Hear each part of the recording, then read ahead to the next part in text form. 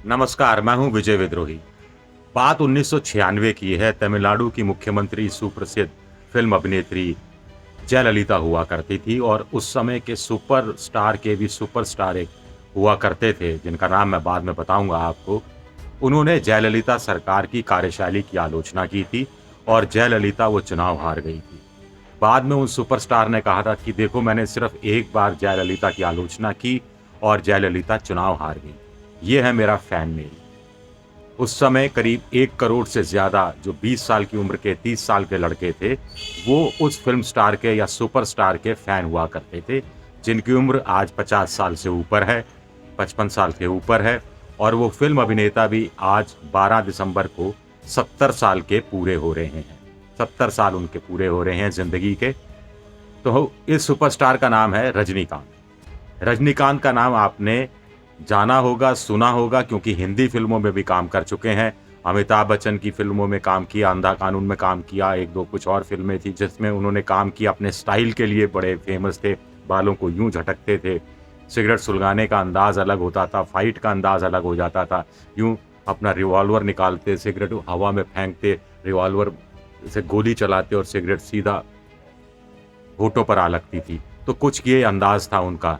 बाद में वो तमिल फ़िल्में ही बहुत ज़्यादा करने लगे और तमिल फ़िल्में उनकी बहुत ज़्यादा हिट हुई। तो वो राजनीति में उतर रहे हैं रजनीकांत। 31 दिसंबर 2020 को नई राजनीतिक पार्टी बनाने की उन्होंने घोषणा की है। उनका कहना है कि अब नहीं तो कभी नहीं, वो हैशटैग दे रहे हैं। क्या रजनीकांत कामयाब होंगे? तमिलनाडु की बात हम इसलिए कर रहे हैं क्योंकि तमिलनाडु में इससे पहले 2 फ़िल्म स्टार और फ़िल्म से जुड़े एक अन्य शख्स, 3 लोग कुल मिलाकर मुख्यमंत्री बने हैं। एमजी रामचंद्रन, एमजीआर के नाम से जाने जाते थे, वो मुख्यमंत्री बने। उन्होंने तो एआईडीएमके के नाम की अपनी एक नई पार्टी भी बनाई थी। उनके साथ जयललिता हीरोइन का काम करती थी। एमजीआर की मौत के बाद जयललिता मुख्यमंत्री बनी और लगातार कई बार तक वो मुख्यमंत्री रही। 2 साल पहले उनका निधन हुआ है। मूल रूप से जो पार्टी होती थी उसका नाम हुआ करता था डीएमके पार्टी और डीएमके पार्टी के अध्यक्ष हुआ करते थे करुणानिधि। करुणानिधि अभी भी ज़िंदा हैं, वो भी मुख्यमंत्री रहे हैं, 2-3 बार मुख्यमंत्री रहे हैं और वो फ़िल्मों के लिए स्क्रिप्ट लिखा करते थे। एमजीआर उस फ़िल्म के अंदर जिस फ़िल्म की स्क्रिप्ट करुणानिधि लिखते थे, उसमें हीरो की भूमिका निभाते थे और हीरोइन की भूमिका निभाती थी जयललिता। और इस माध्यम से वो लोगों तक संदेश पहुँचाते थे, दलित राजनीति का संदेश पहुँचाते थे। दरअसल तमिलनाडु में 70% के आस-पास दलित हैं और आपको जानकर हैरानी होगी कि वहाँ पूरी राजनीति फ़िल्मों के हिसाब से ही चलती रही है। पेरियार मूवमेंट चला था, अन्नादुराई ने ये पेरियार मूवमेंट चलाया था, उसके बाद वो करुणानिधि को अपने साथ लेकर आए थे। करुणानिधि स्क्रिप्ट लिखते थे फ़िल्मों की, जिसके अंदर एक दलित लड़का और ज़मींदार युवराज, इन दोनों के बीच संघर्ष होता था। आखिर में जो दलित लड़का जीतता था। कारखानों में भी इसी तरह जो शोषित वर्ग है और शोषक वर्ग है, उनके बीच संघर्ष होता था। आखिरी में शोषित वर्ग जीतता था।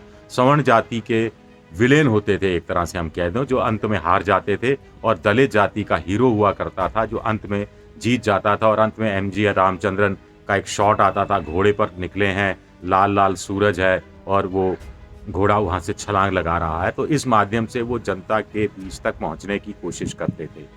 तो फिर वही सवाल कि जब ये 3 लोग मुख्यमंत्री बन सकते हैं, तो फिर रजनीकांत क्यों मुख्यमंत्री नहीं बन सकते? जो उनकी फ़ैन फॉलोइंग करीब 1 करोड़ के आसपास है या उससे ज़्यादा ही है। हालाँकि ज़्यादातर अब 55-50 साल, 60 साल के हो गए हैं। 6 करोड़ 13 लाख तमिलनाडु में मतदाता हैं। वहाँ वोटिंग परसेंटेज ज़्यादा रहता है, 65%, 70% के आसपास। पिछले विधानसभा चुनाव में भी करीब 4 करोड़ 35 लाख लोगों ने वोट डाला था। तो मान लीजिए 4 करोड़ 35 लाख में से 1 सवा करोड़ रजनीकांत के जो समर्थक हैं, वो हैं। तो इतना बड़ा सॉलिड वोट बैंक तो उनका हो ही जाता है। वैसे तमिलनाडु हो, दक्षिण भारत हो, उससे सटा हुआ आंध्र प्रदेश हो, जो संयुक्त रूप से आंध्र प्रदेश था, वहाँ एनटीआर थे, एनटी रामाराव। उन्होंने तेलुगु देशम पार्टी बनाई थी, तेलुगु अस्मिता का नाम दिया था। 2 महीने पहले ही पार्टी बनाई थी और चुनाव हुए थे और धड़ाधड़ वो चुनाव जीत गए थे। एक उदाहरण हमें प्रफुल्ल महंत का असम में देखने को मिलता है। एक उदाहरण हमें अरविंद केजरीवाल का दिल्ली में मिलता है। आम आदमी पार्टी बनाई, चुनाव लड़े और चुनाव वो जीत गए। तो क्या रजनीकांत भी इस तरफ जाएँगे? ये एक बड़ा सवाल उठता है। दूसरा बड़ा सवाल ये उठता है कि रजनीकांत पर बीजेपी अपनी तरफ से डोरे डालने की कोशिश कर रही है, लेकिन रजनीकांत इससे रेज़िस्ट कर रहे हैं क्योंकि बीजेपी वहाँ बहुत पॉपुलर पार्टी नहीं है। वो हिंदुओं की पार्टी, उच्च वर्ग की पार्टी कहलाती है और जो द्रविड़ पॉलिटिक्स है, वो कास्ट से दूर रहती है, जाति से दूर रहती है, धर्म से दूर रहती है। ये शुरू से ही वहाँ एक परंपरा सी रही है। फिर दूसरी बात है कि रजनीकांत ने कहा कुछ दिन पहले कि उनकी पार्टी स्पिरिचुअल पार्टी होगी, तो इसको भी दक्षिणपंथी से जोड़कर देखा जा रहा है, बीजेपी से जोड़कर देखा जा रहा है। हालाँकि आगे उन्होंने कहा कि ईमानदार पार्टी होगी, भ्रष्टाचार को दूर करने वाली पार्टी होगी, लेकिन चो रामास्वामी एक बड़े सामाजिक आलोचक रहे हैं, जिनका लगाव या झुकाव हिंदुत्व की तरफ रहा है, उनसे रजनीकांत के नज़दीकी संबंध रहे हैं। इसके अलावा अर्जुन मूर्ति जो हाल ही में बीजेपी के बुद्धिजीवी प्रकोष्ठ के तमिलनाडु के अध्यक्ष हुआ करते थे, वो पार्टी को छोड़कर रजनीकांत के साथ आए हैं। इसके अलावा एस गुरुमूर्ति जो आरएसएस के थिंक टैंक माने जाते हैं, उनसे भी करीब संबंध बताए जाते हैं।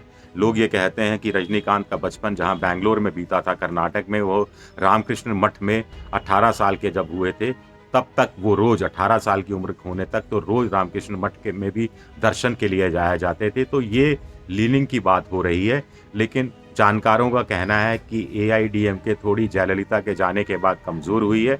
वो जयललिता जिनकी आलोचना 1996 में रजनीकांत ने की थी और कथित रूप से उनकी जयललिता की हार की वजह उनकी आलोचना बनी थी, तो एआईडीएमके के साथ वो जा सकते हैं। एआईडीएमके के साथ जो लाइक माइंडेड कुछ पार्टियाँ हैं, जिनका नाम मैं आपको बताना चाहूँगा कि पीएमके है और विजयकांत की जो डीएमके डीके एक जो पार्टी है जो थोड़ी पिछड़ रही है। कैप्टन विजयकांत भी एक बड़े फिल्म अभिनेता रहे हैं।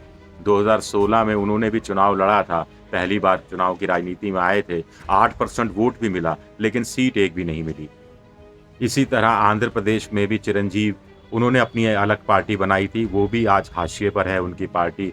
खुशबू कांग्रेस से में बहुत साल वहाँ रही, कुछ खास कामयाबी नहीं कर पाई, हिंदी फिल्मों में बहुत काम किया था, अब वो बीजेपी में चली गई हैं। तो हर फिल्म अभिनेता जो राजनीति में उतरता है वो सफल हो, मुख्यमंत्री बने ये ज़रूरी नहीं है, लेकिन वैसे सफलता बहुत हासिल करता है। बहुत से लोग वहाँ विधायक भी बनते हैं, फिल्म जगत के लोग सांसद भी बनते हैं। वैसे तो उत्तर भारत में भी ये सिलसिला शुरू काफ़ी टाइम से हो गया है। अमिताभ बच्चन सांसद रहे थे, धर्मेंद्र सांसद रहे, हेमा मालिनी अभी भी सांसद हैं, उनकी पत्नी सनी देओल उनका बेटा अभी भी गुरदासपुर से सांसद हैं, जया बच्चन सांसद रही, रूपा गांगुली कलकत्ता से हैं, राज्यसभा की सांसद हैं। एक लंबी फेहरिस्त मिलती है। विनोद खन्ना बीजेपी की तरफ से सांसद रहे, मंत्री रहे। शत्रुघ्न सिन्हा बीजेपी की तरफ से सांसद रहे, मंत्री रहे। वाजपेयी सरकार में भी वो मंत्री रहे।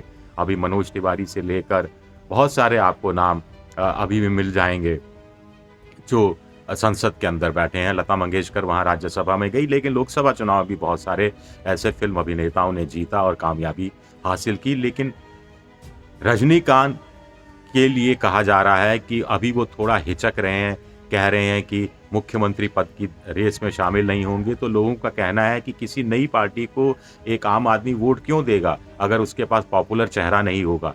अगर रजनीकांत खुद को मुख्यमंत्री के रूप में प्रोजेक्ट करते हैं तो उनकी जीत की संभावनाएं थोड़ी बढ़ जाती हैं।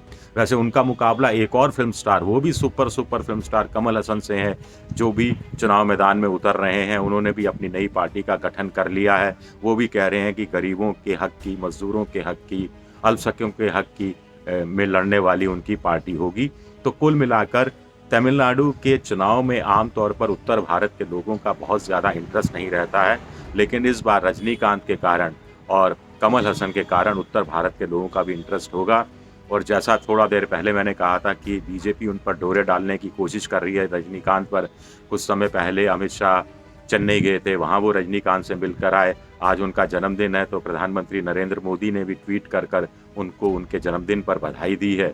अब रजनीकांत को ये देखना पड़ेगा कि वो कौन सा रास्ता अख्तियार करते हैं और पुराना जो उनका फ़ैन है 1 करोड़ के आसपास जो माना जाता है, वो अब क्या नए फिल्म अभिनेताओं की तरफ ज़्यादा झुकाव है या रजनीकांत की तरफ ज़्यादा झुकाव है। क्योंकि पिछली कुछ फिल्में जो रजनीकांत की आई हैं वो उस रूप में सफल नहीं हुई जिस रूप में पहले सफल होती थी, कि सालों साल उनकी फिल्म चलती थी। पूरा जो फिल्मों जो पोस्टर उनका इतना बड़ा पोस्टर छपता था, मैंने अपनी आंख से खुद देखा है कि जो सिनेमा घर की बिल्डिंग के बाहर जितनी बड़ी बिल्डिंग है उस पर पूरा रजनीकांत का चेहरा बना होता था।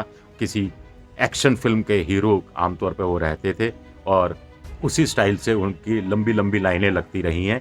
लेकिन फ़िल्म देखने के लिए लंबी लाइन लगना और वोटर की कतार में की लंबी लाइन में खड़ा होना और वोट दे देना रजनीकांत को, ये मुझे लगता है 2 अलग-अलग चीज़ें हैं। ख़ैर हमारी नज़र रहेगी तमिलनाडु के चुनाव पर, रजनीकांत के भविष्य पर भी।